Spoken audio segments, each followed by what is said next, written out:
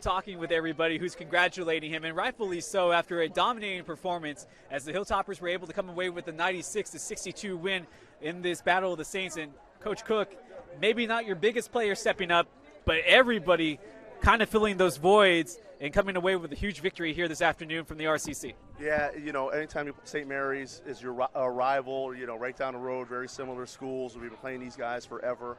So it's a big game, the Battle of the Saints. And we've had a whole week to prepare. And, I was just wanted to make sure our guys didn't have that letdown emotionally after the West Texas, Eastern New Mexico weekend, exams. And it's like they had a collective sigh. So it's my job to make sure they kind of stayed in tune. We didn't have a great start to the game, but we got into it, and I thought we played pretty well tonight. Coach, Corey Sherville, just having a huge performance.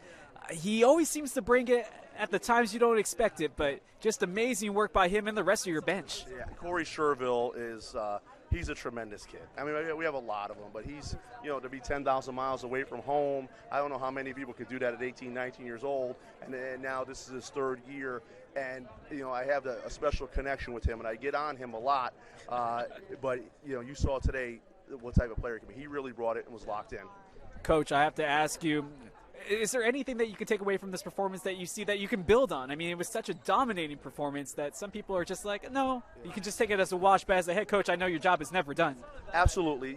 I still don't think we've played 40 minutes yet of basketball. And every coach is striving to get there, and sometimes we're not always locked in for 40 minutes. Sometimes we take a possession off on defense, or we don't run. We had 8 turnovers at the half, and I wasn't thrilled with that. We ended up with 11. We were better, but I think, as we continue to get closer to play 40 minutes, I think you can continue to get better. We're still indoctrinating Jake into all of our stuff, and he's getting better and better every day. So I think we're getting that feeling. We all need a break after this first semester, and we'll look forward to getting back at it after the new year.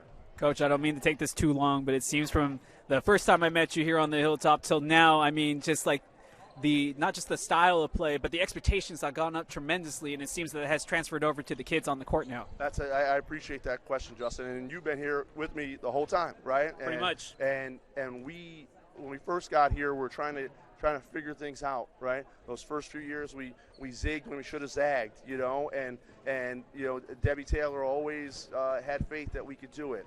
And then we got, you see John Gramlich was right behind me, guys like him and that class, and then we bumped up a notch. And then last year and this year, we've gone from that good to that next level. So it's been a process. It's been a lot of sleepless nights. It's been a lot of trying to figure it out, especially in those early years.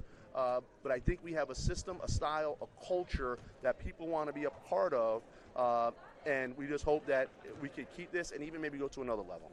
Well, Coach, I appreciate your time. Again, I know it's time for you to go celebrate. You have a Merry Christmas. Enjoy your holiday. Awesome. Merry Christmas to you too. I will see you in 2020. Happy New Year, my man. I know. I still can't believe that. It's hard to believe. 2020 finals, Battle of the Saints of the decade. Hilltoppers coming away with a 96-62 victory.